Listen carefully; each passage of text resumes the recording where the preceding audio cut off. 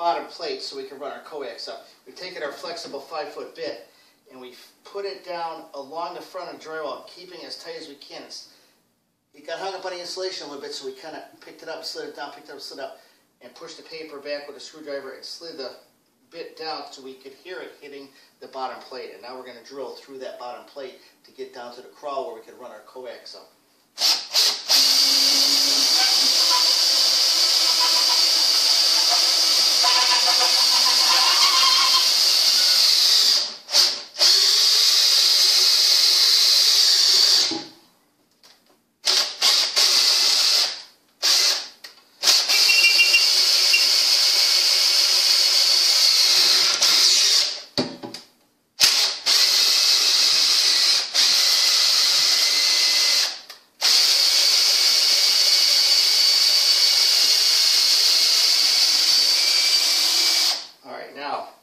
Through.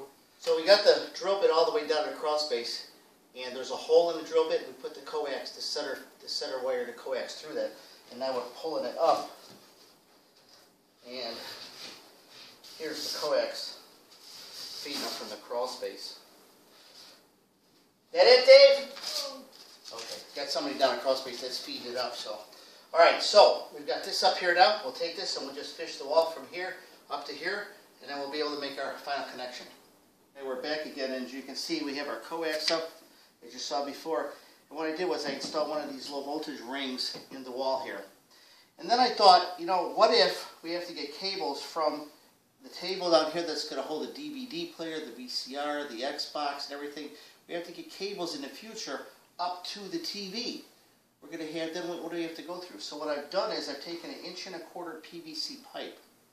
You can see I cut a hole in here, and I cut it to go from right here to here, and I fed it up through here. I reached in here, pushed the insulation back, and just kind of worked it through from here up, and then I shoved it down, and then I took a drywall screw, and I drilled one through.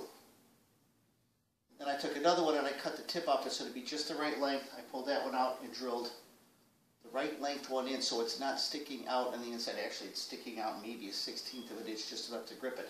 And it really just has to hold that pipe there. It's not really going to go anywhere or anything. Okay? So it's one more hole to patch, but it's all right here where we have to patch the other stuff too. So what I'm going to do now is I want to show you this ring. And these rings just go in basically like this. You just, around the hole, and you take this tab and you fold that tab down behind the drywall and one up. Just like that, and tight it tight. And that just secures the ring, and it's in there.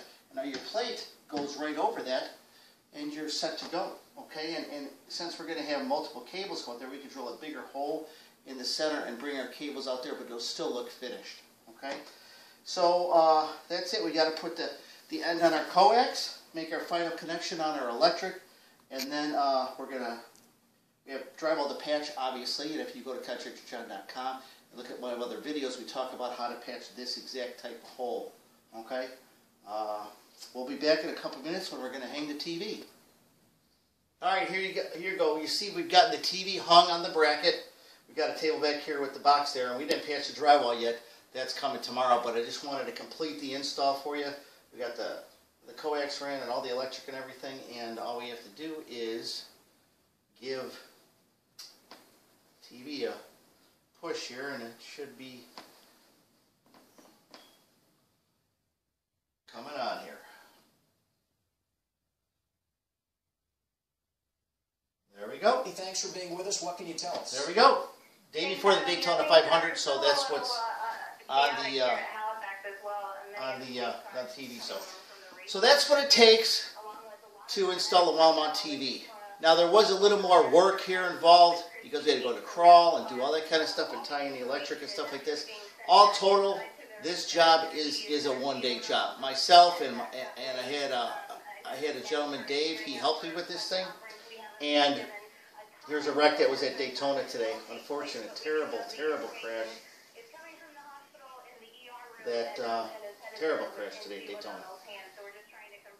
Pray for all. And it did. It's 4 o'clock now, and we started on this about 9:30 this morning, so it did take the entire day to do, and we still got to patch the drywall. So it's not a couple-hour job. It's a one-day job, but I think the result is more than great. I think it's fantastic.